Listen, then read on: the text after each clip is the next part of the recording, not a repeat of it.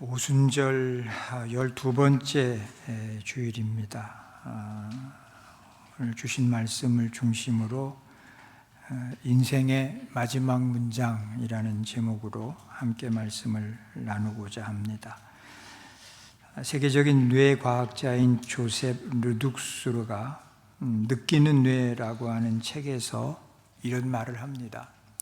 우리 인간의 편도체가 어떤 고통스러운 일이나 또 어떤 공포스러운 일, 또 어떤 배신의 이런 일들을 뇌 속에 아주 강력하게 집어넣는다고 합니다. 이유가 뭔가 하면 이제 그러한 것들이 생존에 대한 위협으로 판단을 했기 때문에, 다시 말하면 살려고, 그런 위험이 또 다가왔을 때 반응하려고 잊어버리지 않도록 기억을 강력하게 저장을 해 놓는다는 것입니다. 그래서 어쩌면 여러분 그렇다라고 동의를 하실 수도 있는데요. 예를 들면 어떤 큰 사고가 났습니다. 큰 사고가 나서 아주 많이 다쳤어요. 그러면 이제 당연히 그 큰 사고를 우린 다 기억을 하죠. 그러죠? 내가 많이 다쳤기 때문에. 더 놀라운 것은 뭔가 하면 그날의 날씨가 어땠는지, 그 사고 나던 날 그 순간에 주변 분위기가 어땠는지, 심지어는 그때 났던 냄새까지도 기억을 한다는 거예요. 아주 오랫동안 몇십 년이 지나도 잊어버리지 않는다는 겁니다.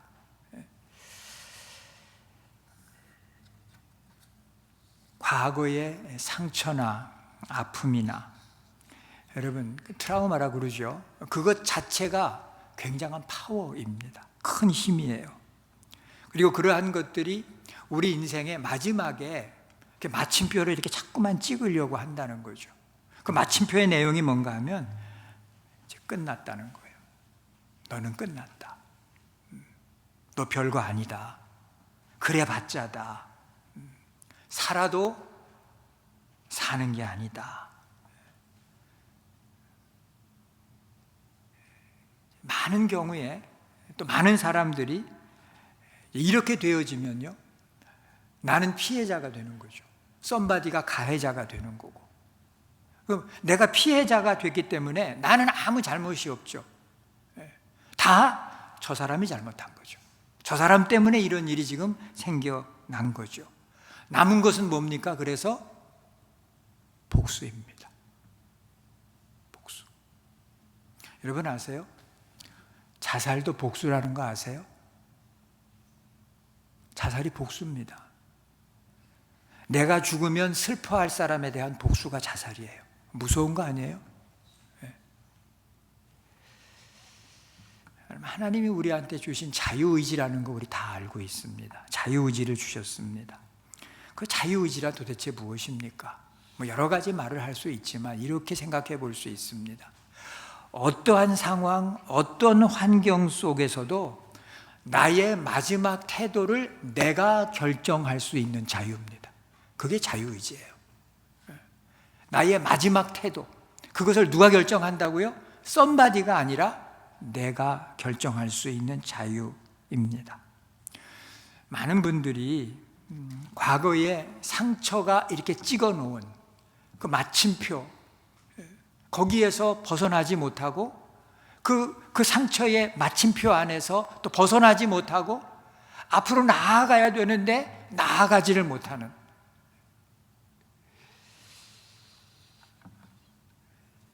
그리스 신화에 요즘에 그 오디세우스인가가 난리도 아닙니다. 아침에 어떤 분은 2번 보셨대요. 그래서 그걸 뭘 2번씩이나 보셨냐고 그랬더니 처음에는 영어만 나오는 거 보고 답답해서 2번째는 자막이 나오는 데를 찾아가서 봤는데 훨씬 은혜가 되더라. 나 어쨌다나 하여튼 은혜를 많이 받았다고 그러시더라고. 그리스 신화잖아요. 그리스 신화 가운데 나르시스라는 신화가 있습니다. 다 아시죠? 나르시스가 굉장히 잘생긴 얼굴을 하고 있었는데 이 사람이 어느 날 우물에 비친 자기의 얼굴을 본 거야. 근데 너무 멋있고 너무 아름다운 거야. 그러니까 이 나르시스가 그 우물을 떠나지 못하는 거야. 자기 그 아름다운 모습에 자기가 반해서. 어떻게 됐어요? 다 아시죠? 우물에 빠져 죽었잖아, 나르시스가. 우물에 빠져 죽고 난 다음에 거기서 피어난 꽃이 뭔가 하면 수선화야. 바로 이 꽃이야.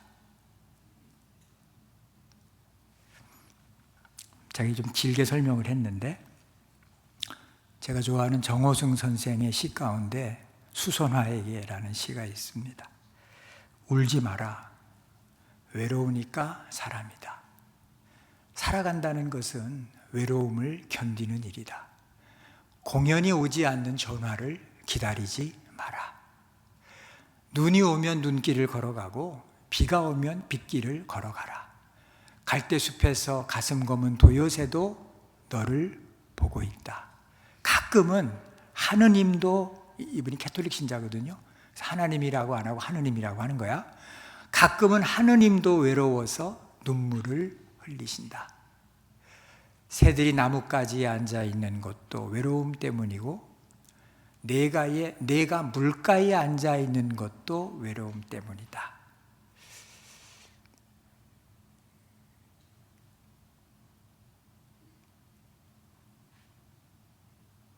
지난번에 그 단종이 나왔던 영화 기억나세요? 거기 단종이 물가에 이렇게 앉아 있는 장면 혹시 기억나세요? 예. 그게 이렇게 갑자기 만들어진 거, 원래 없었는데 갑자기 만들어진 거라고 그러잖아요. 그거죠. 예. 내가 물가에 앉아 있는 것도 외로움 때문이다. 산 그림자도 외로워서 하루에 한 번씩 마을로 내려온대. 맞지? 해가 지면 내려오잖아. 종소리도 외로워서 울려 퍼진다. 그러니까 수선화에게는 누구한테요? 나르시스에게요. 수선화는 누구한테에게요? 우리를 얘기하는 거예요. 우리한테 보낸 이야기예요.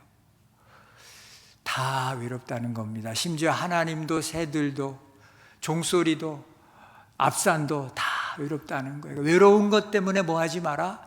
눈물 흘리지 마라. 뭐 그런 얘기예요. 근데 여러분, 울 수조차 없는 사람도 있어요. 우리 주변에. 눈물이 다 말라버린 사람도 있어요. 하도 울었어. 내 주변에. 우리는 오늘 본문에서 한 사람을 또 만납니다. 20년 넘는 세월을 배신의 상처를 안고 살았던 사람이에요. 형들의 손에 옷과 살이 찢겨지고 도살장의 양처럼 구덩이에 던져지고 은 20개의 노예로 팔려 한 번도 가보지 못한 나라로 끌려갔던 한 사람을 만나게 됩니다. 억울함을 치면 말도 못하죠. 복수심으로 치면 말도 못하죠. 그의 서사가 절망으로 끝날 뻔했던 그 한 인간의 비극이 어떻게 거룩한 은혜의 서사로 재구성되어 가는지를 오늘 성경은 우리에게 보여주고 있습니다. 본문은 애굽에 7년 동안 풍년이 된 다음에 7년의 흉년이 시작된 지 2년쯤 지난 시점이었습니다. 애굽 총리 관저에서 있었던 사건을 우리에게 전해줍니다. 애굽의 젊은 총리 앞에 그가 누구인지 다 알지 못하는 가나안에서 식량을 구하러 온 11명의 사내가 지금 엎드려져 있습니다. 이번이 처음이 아니었죠. 두 번째입니다. 이 사연을 좀 더 알고 싶으신 분은 이따 집에 가셔서 42장부터 읽어보세요. 그러면 그 내용이 자세히 나오게 됩니다. 본문 1절을 보시면 이렇게 되어 있습니다. 청리 관저에 거실을 채우고 있던 애굽의 신하들과 호위병들이 요셉의 명령에 의해서 서로 의아한 눈빛을 주고받으며 조용히 하나둘 거실을 떠나갑니다. 그리고 거실에 큰 문이 닫혔습니다. 그때 총리가 오열을 합니다. 2절이지요. 22년 전에 은 20개의 노예로 팔려가며 형들의 이름을 하나하나 불러가며 나를 살려달라고 울부짖던 그 울음소리입니다. 바로의 경호대장 보디발의 관저 어두운 감옥에서 그 발이 착고에 차인 채 흘렸던 억울함에 입술을 깨물고 또 깨물었던 그 울음소리입니다. 자신을 까맣게 잃어버린 술 맡은 관원장의 그 무심함에 신랄같이 남아있던 소망이 절망으로 끝나버린 절망의 울음입니다. 스위스의 유명한 심리학자인 알리스 밀러는 우리말 번역에 폭력의 기억, 사랑을 잃어버린 사람들이라는 제목으로 책을 냅니다. 내용은 이렇습니다. 부모가 자녀들을 의식적으로 혹은 무의식적으로 함부로 대할 때 그 자녀들은 문제를 해결할 수 없기 때문에 잊어버리려고 노력을 한다는 거예요. 잊어버리려고. 그런데 문제는 뭔가 하면 잊어버리질 않고 잠재의식 속에 남아있다는 거예요.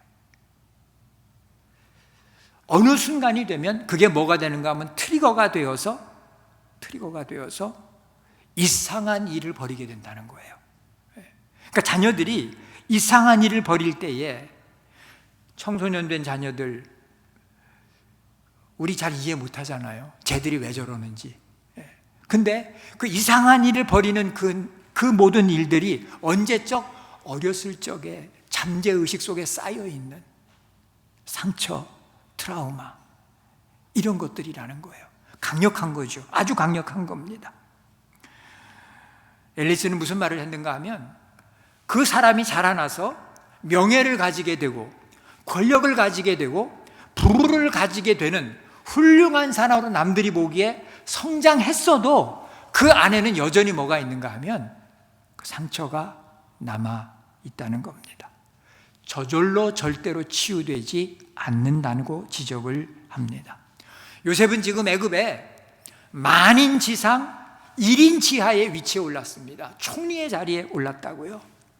총리가 입는 옷을 입고 다녔을 겁니다. 그런데 말입니다, 총리가 입는 그 화려한 옷 안에는 뭐가 있었는가 하면 22년 전에 받은 상처가 아직도 흐르고 있는 거예요.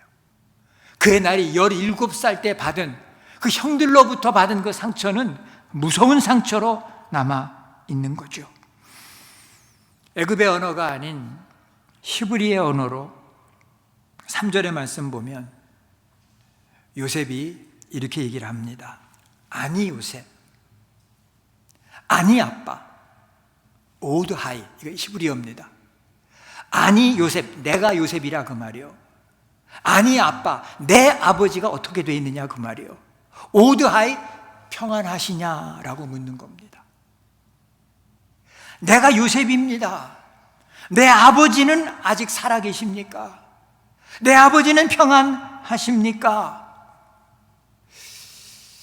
야곱의 가족이 모두 70명이에요. 나중에 애굽으로 이민 내려오는 거를 보면 70명이 내려왔잖아요. 근데 그 70명 가운데 요셉이 제일 먼저 안부를 물은 사람이 누구예요 지금? 아버지예요. 아버지. 이유가 뭐예요? 아버지가 끔찍하게 요셉을 사랑했거든. 끔찍하게. 그러니까 요셉은 그 아버지의 사랑을 기억한 거야. 그러니까 모든 사람들 가운데 제일 먼저 내 아버지가 평안하시냐, 오드하이, 내 아버지가 살아 계시냐. 이 요셉의 외침을 듣고 그날의 분위기를, 그 순간의 분위기를 3절 하반절은 이렇게 묘사를 합니다. 형들이 그 앞에서 놀라서 대답하지 못하더라. 히브리 원문을 보면 혼비백산하다 이런 뜻입니다. 혼비백산했다. 혼이 나갔다 그 말이에요. 정신이 하나도 없었다 그 말이에요.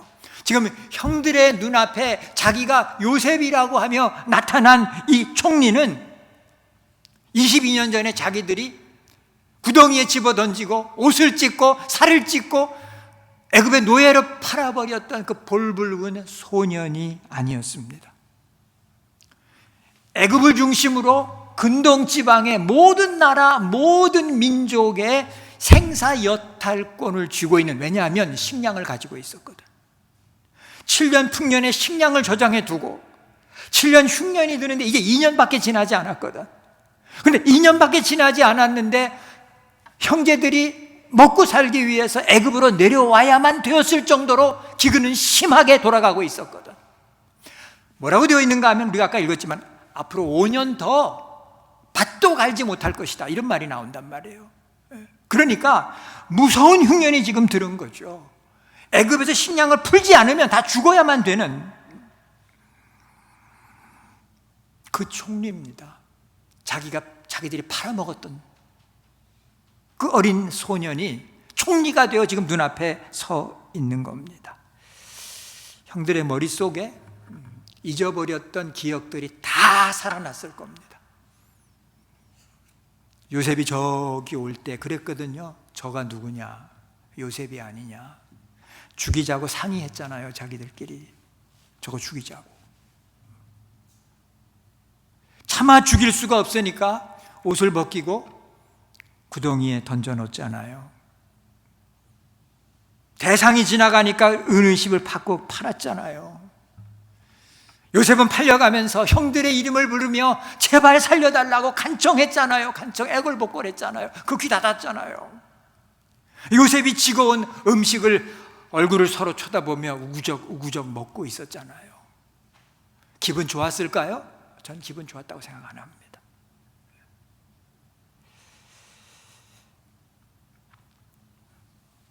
아버지 앞에 가서 요셉이 입고 있던 옷을 벗겨서 숫 염소를 잡아서 거기에 피를 묻혀가지고 아버지 앞에 가서 그걸 펼쳐놓으며 이게 혹시 요셉의 옷이 아닙니까? 라고 묻잖아요.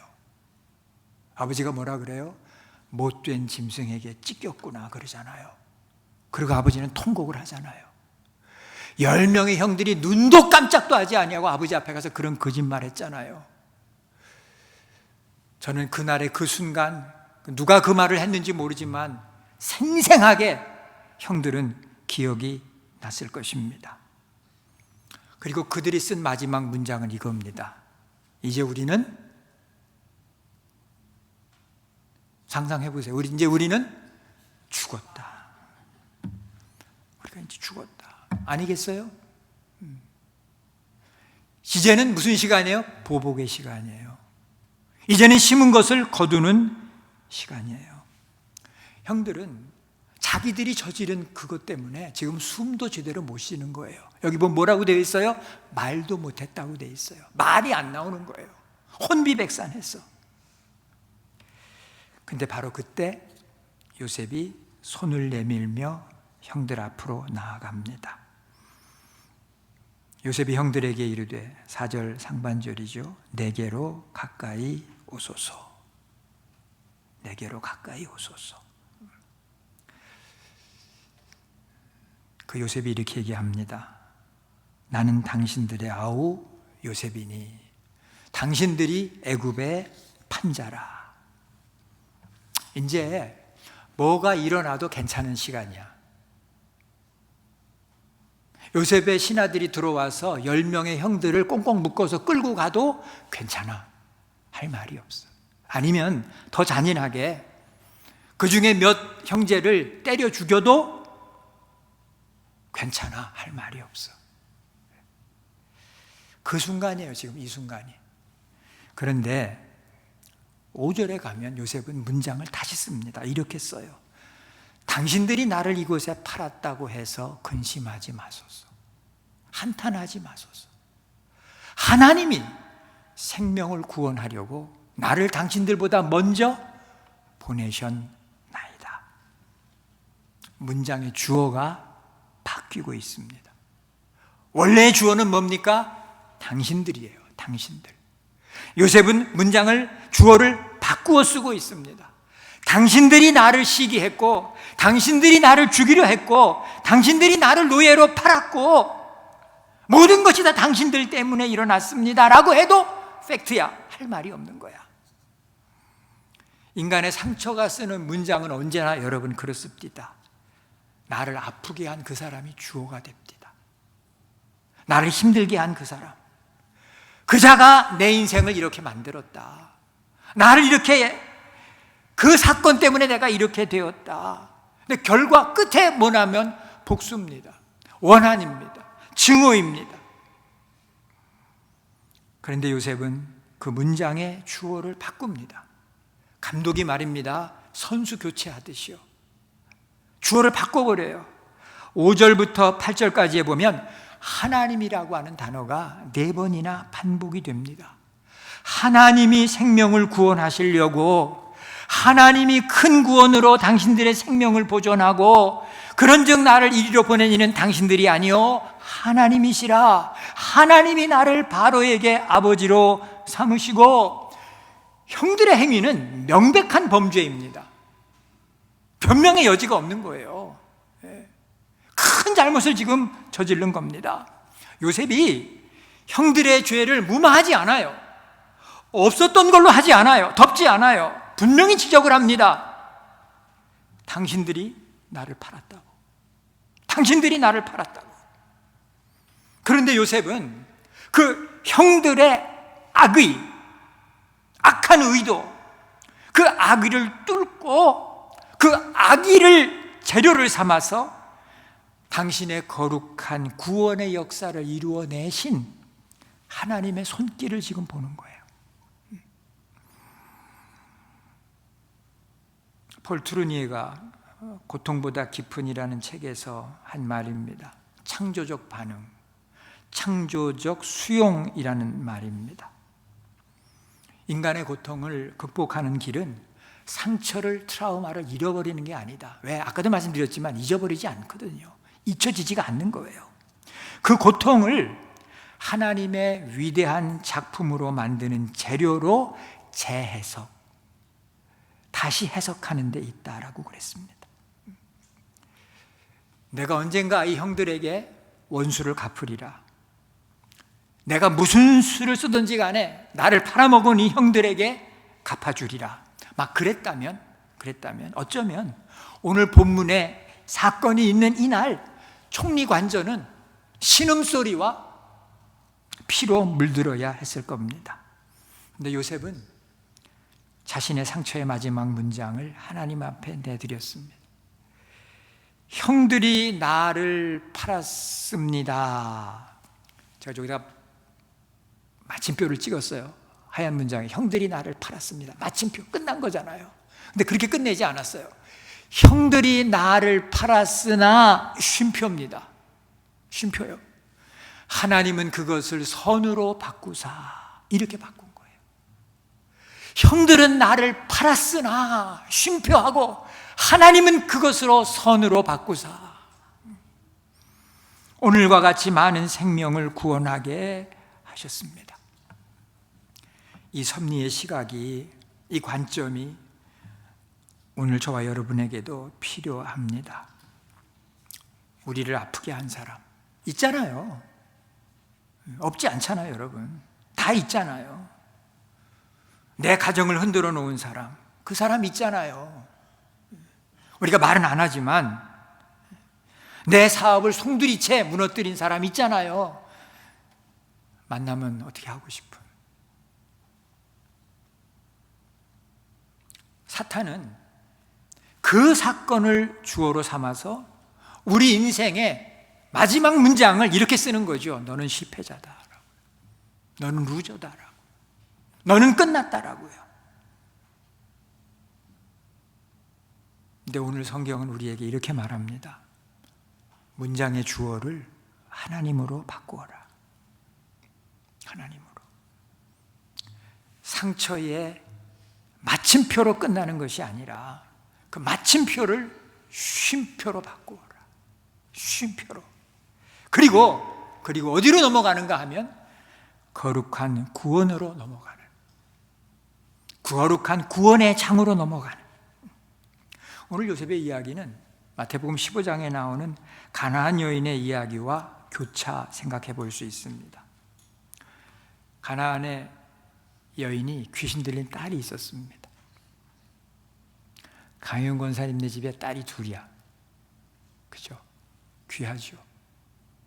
근데 그 딸이 귀신이 들렸어. 오해하지 마세요. 얼마나 간절할까. 권사님 지금도 매일 새벽에 나와 딸들 위해서 기도하는 거 제가 알아요. 지금도 거의 안 빠지세요. 장로님하고 새벽 기도. 무슨 기도 하시겠어요, 저분들이? 딸들은 위한 기도가 아마 80% 90%될 거야. 근데 그 딸이 병드는 거야. 약으로 안 되는 병이 들은 거야. 약으로 되는 게 아니잖아요, 귀신 들렸으니까. 그러니까 그 딸을 어떻게 좀 해보기 위해서 예수님께 어렵게 찾아 나온 여인이 누군가 하면 가나안 여인이야. 당연히 내 딸을 좀 어떻게 해달라고 간절히 애원하며 말씀을 드렸을 거예요. 그런데 예수님의 반응이 이해가 안 되는 반응을 하신 거야. 26절이죠. 이렇게 말씀을 하셨어요. 자녀의 떡을 취하여 개들에게 던짐이 마땅하지 아니하니라. 어렵게 얘기를 하셨는데 쉽게 얘기하면 뭐예요? 너는 뭐다? 권사님, 개가 아니야. 개. 그 뒤에 또 하나가 더 붙어야 돼. 여자잖아, 여자. 그럼 뭐가 되는 거야? 개. 개딸이라고요? 자, 그러면 여러분 생각해 보세요. 사실 잘 모르잖아. 이 여인은 소문을 듣고 그냥 온 거예요. 저분이 누군지 잘 모르고. 그런데 많은 귀신을 내쫓고 많은 사람을 고쳤다고 하시니까 그 소문을 믿고 지금 와서 어렵게 말씀드렸어요. 이방 여인이 평소엔 상종도 안 하는 사이야, 서로. 그런데 그 여인에게 뭐라고요? 개라고요. 그러면 이 여인의 입장에서 여러분 이렇게 생각할 수 있거든요. 내가 그냥 온 것도 아니고 대충도 아니고 간절하게 이렇게 내 딸 때문에 아뢰었는데 나보고 뭐라고? 개라고. 그러면 여러분 그 이야기를 듣고 그 여인이 나보고 개라고요? 그리고 돌아서서 가도 나는 이해할 수 있어, 그 여인의 마음을. 뭐라고 못해, 그 여인한테. 돌아서서 갔어도. 왜? 개라고요. 여러분, 우리 교회 처음 왔어. 근데 제가 처음 오신 분 보고 이렇게 얘기하는 거예요. 개라고. 교회 다니시겠어요? 집까짓 게 뭐라고? 개가 뭐야, 개가? 그건 아니지. 근데 말입니다, 이 여인은 이렇게 쓰잖아요. 27절입니다. 주여 올소이다마는. 뭐래요? 자기가 개래. 자기 개래. 올소이다마는.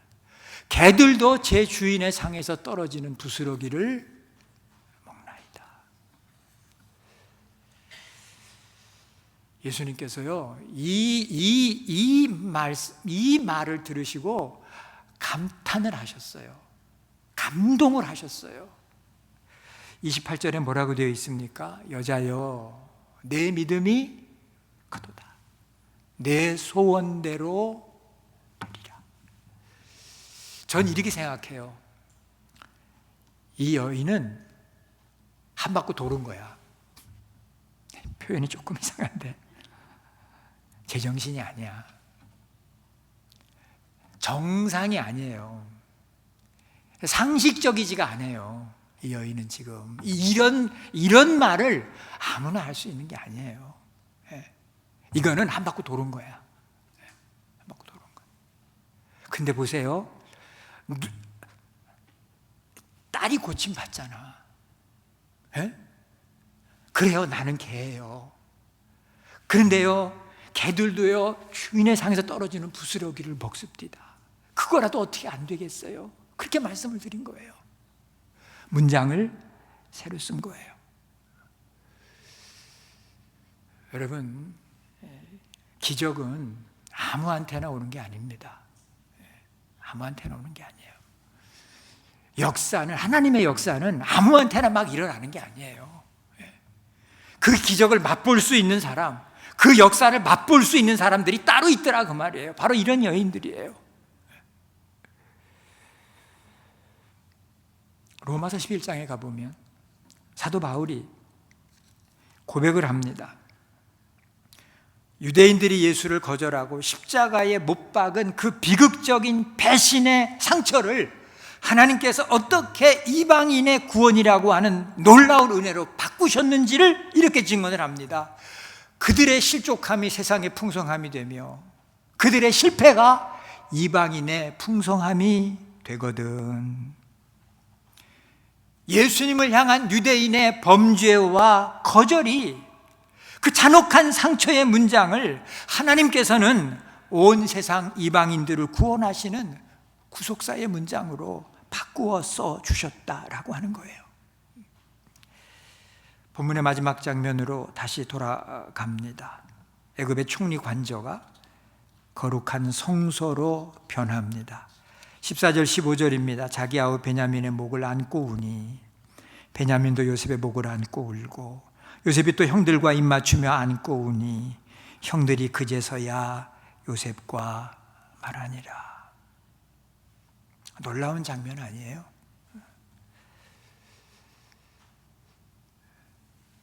저는요 40년 동안 어떤 일 때문에 부모와 자식이 서로 보지 않는 가정을 알고 있습니다. 몇 년 동안? 40년 동안. 최근에는 이렇게 말씀하십시다. 그 자식이 죽었는지 살았는지 모르겠습니다. 그러십니다. 말이 돼요? 같은 미국 안에 사는데 40년 동안 소식을 주고받지 않는다는 게 말이 돼요? 근데 있잖아요, 그런 사람들이. 그런 가정이 있잖아요, 우리 주변에.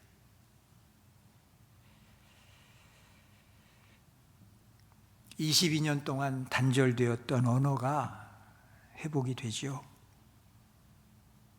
공포와 수치심으로 죄의식으로 붙어버렸던 입술이 다시 열리지요. 아마 그러지 않았을까요? I'm sorry. I'm so sorry. 조셉, I'm sorry. 미안하다. 정말 미안하다. 동생의 옷을 찢어 숫염소에 피를 바르던 그 손들이 이제는 동생의 목을 끌어안고 용서의 눈물을 흘립니다. 동생의 울부짖음을 외면하고 동생이 가져온 빵을 우구적 씹어먹던 그 잔인한 입술이 동생의 따뜻한 뺨에 입을 맞춥니다. 여러분, 오늘 나의 삶을 누르고 있는 상처, 아픔, 트라우마 무엇입니까? 누군가는 어릴 적 부모에게 들었던 가시돋친 말 한마디가 평생의 마침표가 되어 있을 수도 있습니다. 그렇게 게을러서 뭐가 되려고 하니? 너 같은 게 뭘 도대체 하겠니? 이건 약과죠. 저는 어려서요 별소리 다 들었습니다. 우리 부모님이 하신 건 아니고. 육실얼lum이라고 들어보셨어요? 자식한테요 할 말이에요? 몸을 6동강 내겠다니 말이 돼요? 옛날에 그런 말 막 했어요, 시골에서. 자식에게 말입니다. 가장 믿었던 사업 파트너가, 사랑해서 결혼했던 배우자가 배신의 삶의 마지막 문장이 되어 있을 수도 있습니다. 모든 것이 다 끝난 거라고, 끝이라고 우리 주님 말씀하십니다. 그 상처로 인생의 마침표를 찍지 마라. 그 상처를 준 사람을 주어 삼지 마라. 문장의 주어를 나로 삼아라. 나를 주어로 삼아라. 나를 넣어서 다시 한번 써보아라. 주님의 십자가가 그렇잖아요. 가장 무섭고 가장 잔인하고 가장 잔혹했던 예수를 십자가에 못 박고 그 밑을 지나가는 사람들이 뭐라 그랬어요? 고개를 흔들면서 뭐라 그랬어요? 남들은 구원하며 자기는 구원하지 못한다. 조롱하며 지나갔잖아요.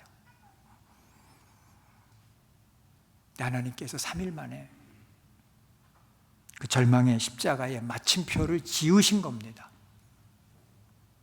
부활과 영원한 생명이라는 문장으로 바꾸어 주신 겁니다. 조심스럽게 짚고 넘어가려고 합니다. 주변에 어려움 당하는 분들이 있습니다. 성폭력 피해자 있을 수 있습니다. 거기다가 대고 이렇게 말하지 마세요. 하나님 뜻이 있었을 겁니다. 이런 얘기 하지 마세요. 자녀를 잃은 부모가 있습니다. 하나님께서 더 좋은 계획이 있으실 겁니다. 이런 얘기 좀 하지 마세요.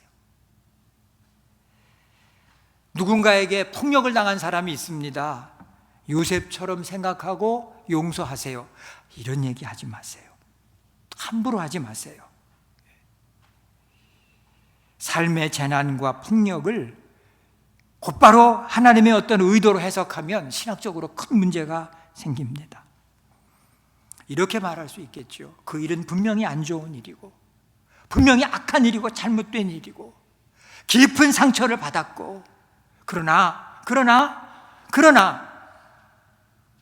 하나님의 먼 미래의 계획까지 그 일로 바꿀 수는 없는 겁니다.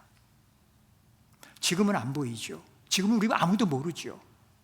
하나님 분명히 계획을 가지고 계시는 거죠.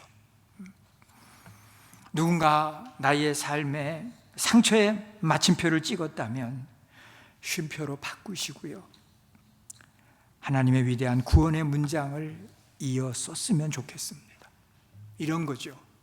재 대신 화관을, 슬픔 대신 희락을, 근심 대신 찬송을, 원망 대신 감사를, 복수 대신의 용서를, 절망 대신 소망을 쓸 수 있습니다. 우리 쓸 수 있어요. 얼마든지 쓸 수 있는 자유가 우리 가운데 있습니다. 그게 자유의지입니다. 우리는 그런 자유를 하나님께로부터 받았습니다. 여러분, 그렇게 써내려 가시는 내 인생의 마지막 문장을 하나님으로 주어 삼아서 써내려 가시는 저와 여러분 모두 되시기를 주님의 이름으로 축원합니다. 기도하십시다. 하나님 감사합니다.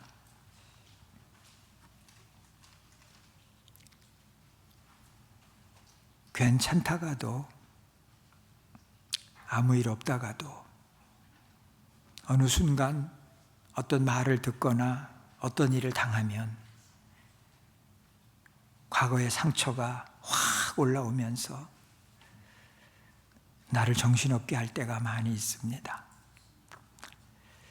아직 정리되지 않은 과거의 이 아픈 일들, 이제 하나님 앞에 내려놓기를 원합니다. 주어를 바꾸어서 써볼 수 있기를 원합니다.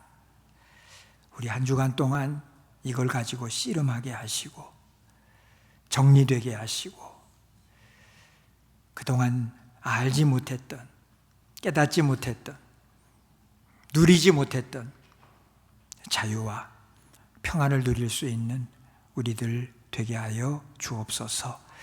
예수님의 이름으로 기도합니다.